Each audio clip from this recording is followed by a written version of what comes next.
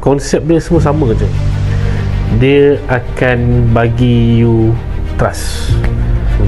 Dia akan gain trust dahulu. Dia akan create trust. Scam ni is all about trust.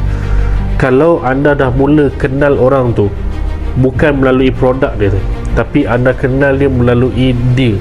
Anda percaya insan ni. Saya kenal Mukram.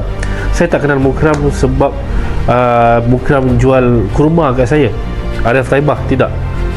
Saya kenal Mukram sebab supaya saya pernah berkhidmat bersama dengan dia. Dia pernah menjadi model saya sewaktu saya bekerja di Madinah.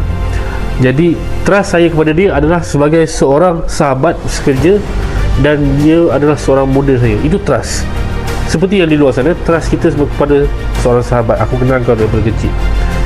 Walaupun kau jual kat aku kurma yang nilai dia RM60 sekilo, kau jual kat aku 100 pun aku beli. Faham tak maksud saya kat sini? Soal trust tu.